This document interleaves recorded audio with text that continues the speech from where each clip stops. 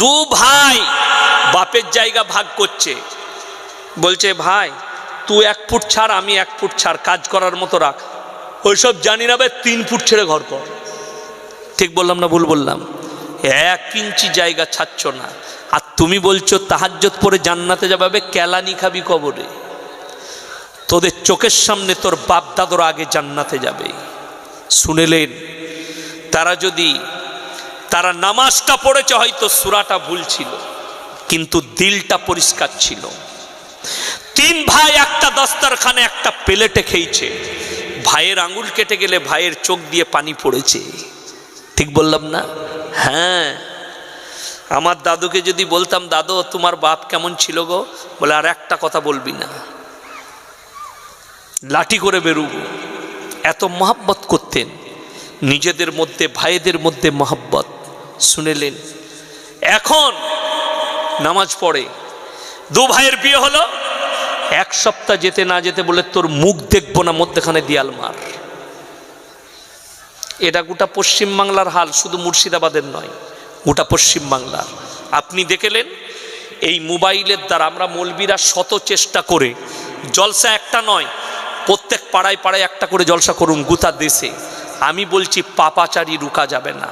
তার কারণ কি? এই মোবাইল টিভির থেকেও ডেঞ্জার।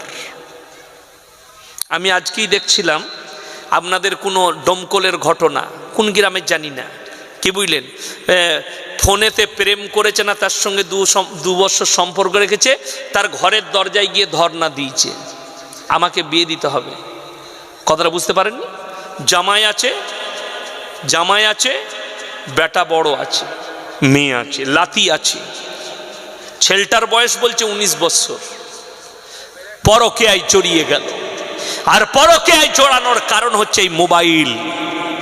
আমার মুসলমান যুবক, তোমার বন্ধুত্বটা তুমি মাঠেতে শেষ করে দাও, চায়ের দোকানে শেষ করো, তোমার ক্লাবে শেষ করো।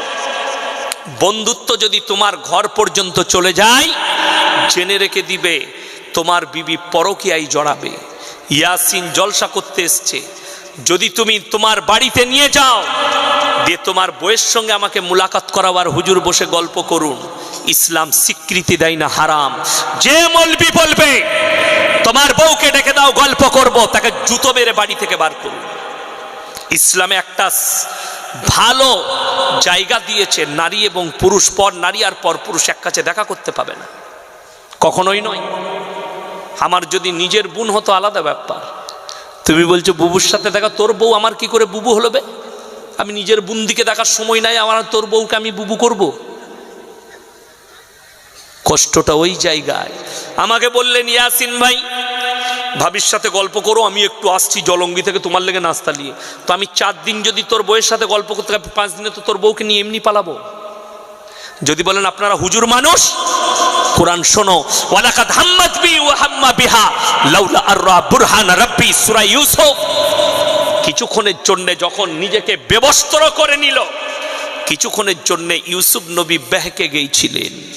মুফাসসিরিনরা, বিভিন্ন মুফাসসিরিন এর ব্যাখ্যা বিশ্লেষণ করতে গিয়ে অনেক রকমের ব্যাখ্যা করেছেন। কিছুক্ষণের জন্য ইউসুফ নবীকে ধোঁকা দিয়ে ফেলেছিল শয়তান। তারপরে ইউসুফ নবীকে আল্লাহ বাঁচালেন আর বললেন ক্বালা মাআযাল্লাহ ইন্নাহু রাব্বি আহসানা মাসওয়াই ইন্নাহু লা ইউফলিহুজ জালিমিন। এটা যদি নবীর হতে পারে, ইয়াসিন একটা সাধারণ মৌলবি আমার হতে পারে না? পারে না। বড় কষ্টের বিষয়, এটাই বুঝতে হবে আপনাকে। ওই জন্য নারী পুরুষ পর্দা হতে হবে। তোমার বিবিকে পর্দা দাও, তোমার বাড়িতে দরজায় সালামকে আম করুন। বিনা অনুমতিতে পর পুরুষের প্রবেশ করা নিষেধ, দরজায় লেখেন, এটা ইসলাম বলছি আপনাকে, গল্প বলিনি। দরজায় লেখেন বিনা অনুমতিতে প্রবেশ নিষেধ। আমার দরজায় বলা আছে, আমার বাড়িতে যদি কোনো বেটা ছেলে ভিক্ষুক আসে, মাদ্রাসায় পাঠাও। আমার মাদ্রাসার যে বোর্ডিং সুপার আছে, তার কাছে আমার পয়সা দিয়ে আছে, যে আসবে এই টাকাটা দিয়ে দেবে। মেয়ে ছেলে হলে এন্ট্রি পাবে, বেটা ছেলে হলে এন্ট্রি নাই। নট সে পরপুরুষ। আমার সঙ্গে দেখা করবে রাস্তায়, মাদ্রাসায়, আমার অফিসে দেখা করবে, বাড়িতে এন্ট্রি নাই। এই ইসলামটা আমি আপনাদেরকে বোঝাতে চাইছি। পরিবেশ তৈরি করুন, পরিবেশের দাম লাখ টাকা। পরিবেশের দাম লাখ টাকা।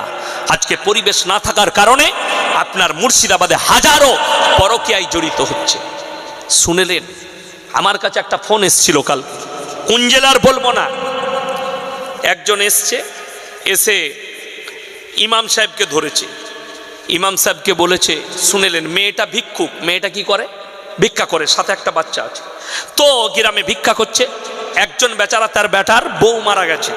সেই লোক জিজ্ঞেস করেছে, হ্যাঁ গো, তোমার বাড়ি কোথাও অমুক জায়গায়, তো তোমার কেউ নেই? বলেছে, না, আমার স্বামী মারা গেছে, আমার কেউ নেই কোথাও। তো দেখলে, আহা অসহায়, তো তুমি আমার ছেলেকে বিয়ে করে লাও। সে বললে, করব। মেয়েটা রাজি। ছেলেকে ডেকে, ইমামকে ডেকে, মুয়াজ্জিনকে ডেকে নিকাহ পড়িয়ে দিয়েছে। এক সপ্তাহ কেটে যাওয়ার পরে ওই মেয়ে যখন বাড়ি থেকে বেরিয়ে কোনো কাজ করতে, মনে হয় পানি নিতে কিংবা কিছু করতে গেছে, ওই লোকের সেই আগেকার স্বামী আসছে। বলে, কি ব্যাপার, তোকে যে এক সপ্তাহ খুঁজে পাইনি, কোথায়, এইখানে কি করছিস? বাস, স্বামী তো আছে, মেয়েটা মিথ্যা কথা বলেছে। ইসলামী শাসন থাকলে, ইসলামী রাষ্ট্র হলে এই মেয়েটাকে ওপেন রাস্তায় কতল করার হুকুম আছে। এরপর শুনেলে, এই লোক যখন জেনে যাবে এই মেয়েটা বিবাহিত, তার স্বামী তাকে তালাক দেয়নি, হারাম। আল্লাহ নবী জানাবে মুহাম্মাদুর রাসূলুল্লাহ, সকলে বলুন সাল্লাল্লাহু আলাইহি ওয়াসাল্লাম। আল্লাহ নবীর হাদিস, এমন একটা যুগ পৃথিবীতে আসবে, হারাম আওলাদে ভরে যাবে। এর যে ব্যাখ্যা বিশ্লেষণ করেছেন পৃথিবীর সব থেকে বড় জাস্টিস মুফতি তাকি উসমানী পাকিস্তানের, তিনি আর ব্যাখ্যা বিশ্লেষণ করেছেন, অনেক লম্বা চওড়া। কি দেখলেন, হারাম আওলাদে কি করে ভরবে? আমাদের দেশের ছেলেরা বিয়ে হলে শালিকে বলে আদি ঘরবালি, বলে না? শালির সঙ্গে ইয়ার কি মারে না? কথা বলে না এরা? মারে। যদি বলেন মারা যাবে না, হারাম। যদি বলেন কেন, শালিটা এত ডেঞ্জার, কেউ যদি নিজের শালির সঙ্গে শারীরিক সম্পর্ক করে নেয়, তার বিবি হারাম হয়ে যাবে তার জন্য। এটা আমি আপনাদেরকে মাসলা বলছি, তার বিবি হারাম হয়ে যাবে। দুটো বোনকে একসাথে ইসলামী শরীয়তে রাখতে পাবে না, হারাম। যদি শালির সাথে সম্পর্ক করলো, কেউ কি জানালো না, বিবি হারাম হয়ে গেল। ওই মেয়ের সাথে ঘর করছে, যতগুলো বাচ্চা তার পর থেকে হবে সব হারাম আওলাদ। কষ্টের বিষয়, লোকের বউকে নিয়ে পালিয়ে এসছে, এরকম ঘটনা ঘটে না, তার স্বামী তালাক দেয়নি, সেই মেয়েকে নিয়ে যতদিন বাস করবে জিনা করা হবে, যে বাচ্চাগুলো হবে হারাম আওলাদ হবে, সমাজে স্বীকৃতি পাবে তারা। এইভাবে হারাম আওলাদে পৃথিবীটা ভরে যাবে। আমার নবী, বিশ্ব নবী সাল্লাল্লাহু আলাইহি সাল্লাম, আমি প্রথমেই নবীজির হাদিস বলেছি, গোটা পৃথিবীটা ইসলাম প্রতিষ্ঠিত হয়ে যাবে। জোরে বলুন সুবহানাল্লাহ। আর কোনো ধর্ম থাকবে না ইসলাম ছাড়া। আল্লাহ নবী সাল্লাল্লাহু আলাইহি সাল্লাম, মুসান্নাফ ইবনে আবু শাইবার 40 নম্বর হাদিস, নবীজি বর্ণনা করলেন, পৃথিবীর মসজিদগুলো, হে আমার সাহাবীরা, মুসল্লিতে ভরে যাবে। সাহাবীরা বললেন, ইয়া রাসূলুল্লাহ, সেই মুসল্লিরা কেমন হবে? নবীজি বললেন, তারা সুদ খাবে, বড় বড় অট্টালিকা বাড়ি বানাবে আর মার্কেট তৈরি করবে, আর মসজিদ এসে ভিড় করবে, অথচ তারা কেউ মুমিন থাকবে না। যাদের বাড়িতে হাদিস আছে, মুসান্নাফ ইবনে আবু শাইবার 40 নম্বর হাদিস, ভালো করে পড়ে নেবেন, আপনার চোখ দিয়ে পানি আসবে।